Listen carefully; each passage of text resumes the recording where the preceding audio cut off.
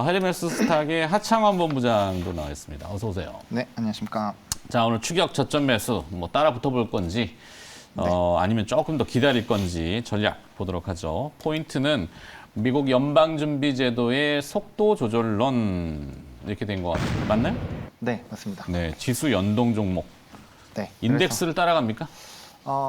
그래서 이제 뭐 대표적인 지수 연동 종목 중에 하나죠. 뭐 삼성전자라든지 뭐 레버리지 쪽. 앞서 자막 나갔습니다만 속보로 삼성전자 27일 날 이사회 열죠. 네. 이재용 부회장이 드디어 이제 회장직으로 승급하느냐 이렇게 관심들이 많고 그러면 그 다음 행보에 대해서도 포인트가 있잖아요. 네. 그래서 뭐 그런 기대감도 충분히 있는 상황이고 지금 뭐 사실 금요일장에 미국장이 이제 급등이 나오게 되면서 사실 우리나라 증시에도 좀 좋지 않을까라는 기대감이 있는 상황이고 뭐 이제 주말 내에 좀 걱정됐었던 게 엔화 부분인데 뭐 지금 좀 많이 떨어지고 있죠. 그래서 4엔이 급락하고 있고 아까 네. 제가 이제 동경환시라 그랬는데 싱가포르에서는 반등을 했어요. 되반전으로. 그러다가 이제 동경 문 열고 지금 다시 또 급발락시키고 네. 닌자 뭐 사무라이 다 등장했네요. 네. 막 수시됩니다.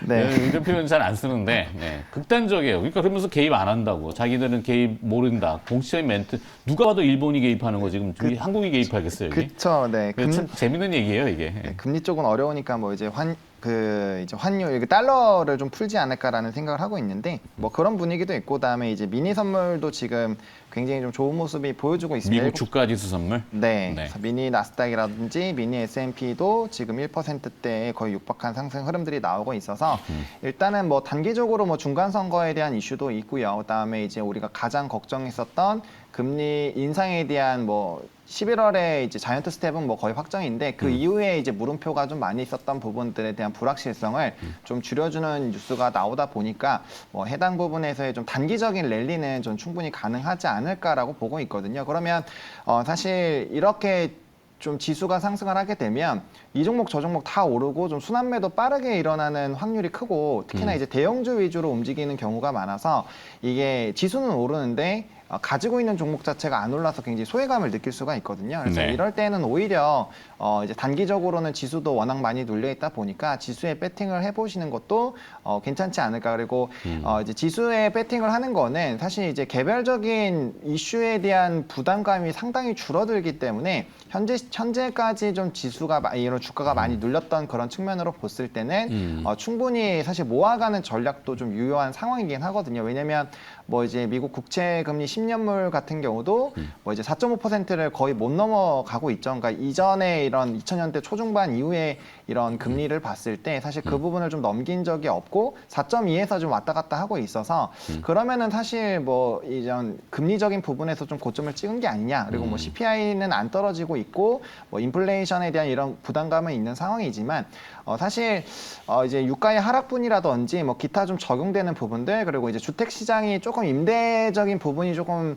내려가지 않을까 그리고 실질적으로 좀 움직이고 있는 상황이고 그래서 그런 전반적인 기조를 봤을 때 강력하게 계속적으로 이제 금리 인상을 추진하기 좀 어렵지 않을까 그리고 고용 지표는 잘 나왔는데 사실 좀 많은 기업들이 이런 채용 감축을 하거나 좀 정리를 하고 있는 추세죠. 그렇게 됐을 때 지금은 좋게 나오지만 이게 추후 데이터로는 고용 쪽인 부분도 조금은 달라질 가능성이 있다 보니까 이런 상황에서 계속적인 공격적인 시그널을 보여주기에는 좀 어렵지 않을까. 그런 속도에 대한 조절 흐름만 나와도 이제 많이 눌렸던 킹달러에 대한 부분들 물론 지금 중국이나 일본이 특히나 일본이 좀 인덱스 부분에서 많은 영향을 주고 있기는 하지만 해당 부분에서의 좀 킹달러를 좀 위축시킬 수 있지 않을까. 그렇게 됐을 때는 뭐 대부분의 시장들이 좀 좋아지면서 이제 저점에 대한 수급들이 좀 들어온다라는 그런 관점으로 봤을 때 충분히 좀 이런 레버리지 쪽에 대한 투자 그리고 시장을 대표하는 종목군들에 대한 투자를 지금 정도에는 좀 해봐도 괜찮지 않을까라는 관점에서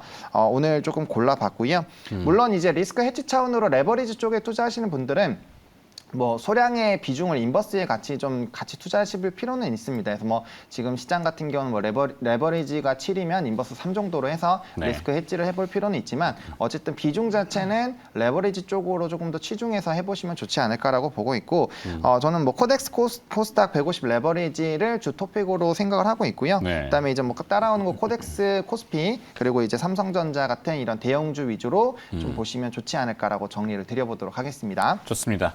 일단은 인덱스, 그러니까 네. 지수 중심이 잡혀야지 조금 더 그 매기가 확산될 수 있다라는 가정에서 오늘은 일단 중심 잡는 쪽으로 네. 무게를 좀 두시고 사실 근데 개별주 더 원하실 텐데 뭐 아까 그 저희 부조에서는 이수앱 지수 호가가 좀 강하게 들어온다고 뭐 무슨 이유가 있나? 뭐 스튜디오 드래곤도 좀 뭐 호가는 스튜디오 강합니다. 호가들이 네, 들어오는 호가는 막 거군요. 상한가로 나오고 뭐 그런 상황인데. 자 그러면 정혜민 차장의 추격 저점 전략은 네. 그 전에 그 경제사적으로 굉장히 저 사람은 미래에서 온 사람인가라고 볼 정도로 굉장히 큰 이벤트가 있었던 게 저는 그걸 직접 보지 못했습니다. 옛날 조지 소로스가 네네. 속된 말로 파운드를 박살냈잖아요. 때, 예. 그럴 가능성은 없을까요? 엔화에 대한 공격 뭐 이런 게. 뭐 그거는 모르죠 저도 어떻게 제가 공격해야 되나? 문득 좀 들었어요. 네. 그거는 이제 자본이 이제 연합이라고 하잖아요. 그게 뭐 대놓고 자 우리 일본 공격하러 갑시다 이렇게 하지는 않아요. 그러니까 뭉치진 거죠. 그리고 막 그 보입니다. 이렇게 균형이 깨지거나 할 때 또 들어가는구나 뭔가. 문득 그게 생각이 근데 났어요. 네. 일본 아까 말 일본은 금리 시장이 지금 제일 포인트일 거예요. 금리가 오르면은 미일 금리 차가 계속 벌어졌잖아요. 근데 미국 금리가 계속 스탠스를 뭐 전향하지 않고 밟으면은 따라가야 어쩔 수 없이 따라가는데 거기에 뚝방이 터지면은 이제 막기는 어렵죠. 근데 잘 막고 있잖아요. 지금 계속 막고 있다고.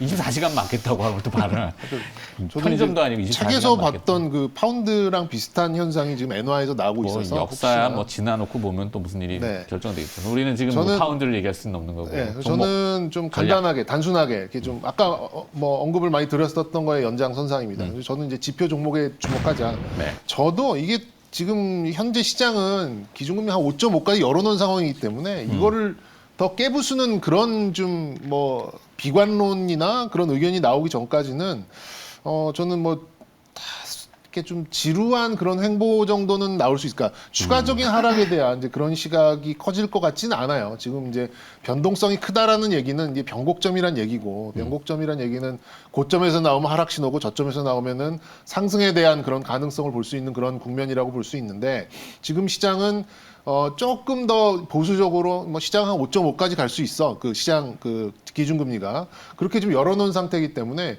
이게 시장의 기준금리가 뭐 7%, 뭐 8% 이렇게 간다라는 그런 뭐 그러진 않겠습니다만 그런 좀 의견들과 그런 사실들로 이렇게 막 이렇게 넘어가는 그런 상황만 아니라면 뭐 별수를 다 써서라도 저점 구간을 형성하는데 굉장히 좀 이렇게 에너지가 이렇게 몰릴 가능성이 좀 있어 보이고요. 여기서 이제 뭐 이제 12월에 약간 더뎌질 수 있다고 하잖아요. 1월에도 뭐 더뎌질 수도 있고 이제 그런 얘기가 나올 때마다 아까 말씀드렸듯이 가장 성장주의 끝단에 있는 바이오나 뭐 게임이나 메타버스나 가장 많이 다쳤던 그런 종목들이 연말에 좀 리벤지 반등이 있을 수도 있겠다 이렇게 좀 보여지고 뭐 당연히 그렇게 되면 암호화폐도 반등을 하겠죠. 그러니까 아까도 언급드렸던 게 이제 2차 전지는 그 와중에서 약간 피난처 같은 실적도 되고 담보된 성장이 있는 이제 그런 종목군으로 이렇게 흘러가다 보니까 이런 종목들이 바이오나 또 게임이나 또 뭐 메타버스나 이런 애들이 빠르게 치고 나갈 경우에는 약간 선호도가 약간은 밀릴 수는 있겠습니다만 그래도 저는 갈 길 갈 종목이기 때문에 2차 전지는 그냥 속도보다는 방향성으로 가져갈 종목. 그렇다 보니까 일정 부분은 좀 담아 가셔야 된다라는 말씀 좀 드리고 싶고 그리고 연말에 특별한 변화가 없다면 저는 반도체는 아마 D램 쪽이 먼저 좀 회복될 가능성이 좀 있어 보여요. 아직은 낸드는 좀 막 같다 그러긴 좀 그렇고 하여튼 그게 회복되기는 조금 더 시간은 걸릴 것 같고 그렇게 보면 좀 D램 쪽이 아무래도 좀 선두에 설 가능성이 있어 보여요. 그러면 2차 전지와 D램이 더 이상 밑으로 갈 가능성이 없으면 지수는 막히겠죠. 삼성전자와 SK하이닉스를 비롯한 반도체 쪽, 특히 D램 쪽이 막아준다라고 하면 코스피는 일정 부분 하락의 에너지보다는 횡보하려는 에너지가 훨씬 더 크다라고 좀 생각이 들 수 있겠고 거기에서 툭툭 치고 나갈 수 있는 부분이 이제 바이오, 게임, 네. 뭐 메타버스 이런 가장 많은 상처를 받았던 그런 종목들이 단기적으로 올라올 수 있는 이제 그런 배경이 지금 형성되는 그런 와중이기 때문에 포트폴리오를 저는 이제 그런 쪽에 좀 짜야 된다. 그러니까 아예 지수와 관련된 그리고 또 이 보장된 성장이 있는 이제 그런 쪽에 일부가 들어가야 되고 그리고 이제 약간 수익률 게임 쪽으로 보려면 많이 빠졌던 낙폭과대 또 할인율 변동에 가장 민감한 섹터 이런 쪽에 또 양쪽에 이렇게 배치를 해야 된다 이런 좀 말씀을 좀 드리고 오늘은 싶고요. 증권 건설주가 그러면 조금 가능할까요? 그렇지도 않은 것 같아요 지금 증권이나 건설 호가는 그렇게 안 쪽도. 들어옵니까? 예, 이게 또 지켜봐야 됩니까? 하는 거다 보니까 진짜 이게 실질적으로 투영이 되느냐, 투입이 되느냐, 어떤 식으로 투입이 되느냐, 진짜 뭐 이 지자체가 보증했던 본 PF에 관련된 ABCP만 하느냐, 아니면 증권사가 관여된 거를 다 해주느냐, 뭐 이런 것도 아직 확실치 않은 상황이다 보니까 지금은 어쨌든 정부에서 개입을 해서 어떤 식의 이 현재 상황을 좀 타개해 나겠다 약간 이런 시그널만 주고 있는 상태니까요. 실질적으로 어떤 상태로 이게 돈이 유입되는지는 좀 지켜봐야 되지 않을까 싶습니다. 그래서 그냥 저는 아까 언급드렸던 2차 전지 쪽, 뭐 코스모 쪽 관련된 종목들, 그리고 SK 하이닉스도 저도 뭐 9만 원 뭐 요 언저리라면 뭐 좀 연말을 볼 수 있는 가능성은 좀 있어 보이고요. 26일 날 하이닉스 실적 발표하잖아요. 네. 괜찮을까요? 그냥 그럴 겁니다.